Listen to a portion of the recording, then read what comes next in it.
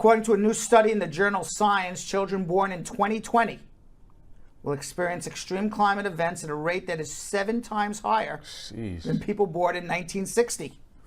Scientists say that the current rate of global warming and national policies that fail to make necessary cuts in the heat-trapping pollution, climate events such as heat waves will continue to rise in frequency, intensity, and duration.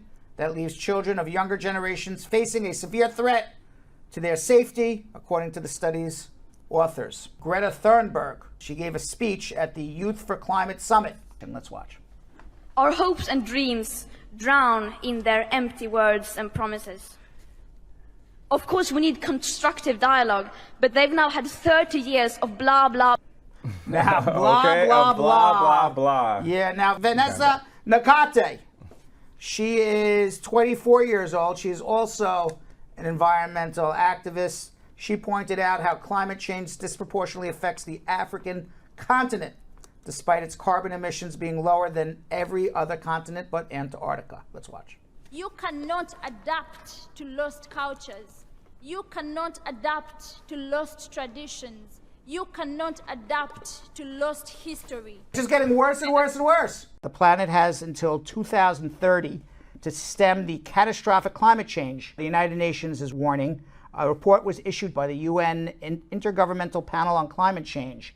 It says that the threshold of 1.5 degrees Celsius, which is 2.7 degrees Fahrenheit, above industrial levels will be hit as on average on the Earth by the year 2030. So what does that mean? More frequent and intense droughts, more rainfall in certain areas. It means less rainfall in other areas. It means that the Great Barrier Reef by 2030 will no longer exist in Australia. Most of the wildlife in the Great Barrier Reef will die off. Huge, huge problems. As I've always said, there is an enormous link between climate change and immigration, because people can't live where they are living. Right. Okay? People don't have a home. Right. So what are they going to do? They're going to go to the United States of America. They're going to migrate. They're going to move. I got nothing left here. It's not about rebuilding. It's destroyed. Right. So they're going to go to a place that's not destroyed. Jolyon Collier is the founder and president of Counting Coral, a nonprofit focused on saving and protecting coral reefs through living underwater art. The reason why they're so special is because we've lost 50% of all coral reefs on the planet right today, and the prediction is in 30 years we're going to lose the rest. So you're taking an animal species, been around for millions of years, and you're killing it in 60 years. Done, gone, no more. It's a natural progression to me to go, okay, how do I save reef?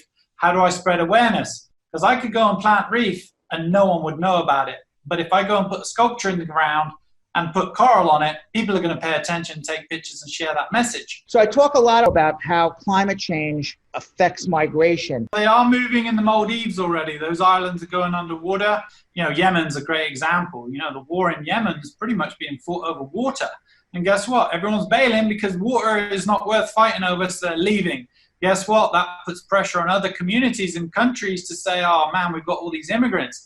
You're going to have to wake up real quick to the environmental issues at hand. Otherwise, you know, all these countries can talk and talk and talk about immigration as much as they want, but they are going to face the biggest crisis ever handed to them on a plate, and it's coming real soon. We are doing this to wake the leaders up. We are doing this to get them to act. We deserve a safe future, and we demand a safe future. Is that really too much to ask? Right now, we are the ones who are making a difference. If no one else will take action, then we will. We are a wave of change.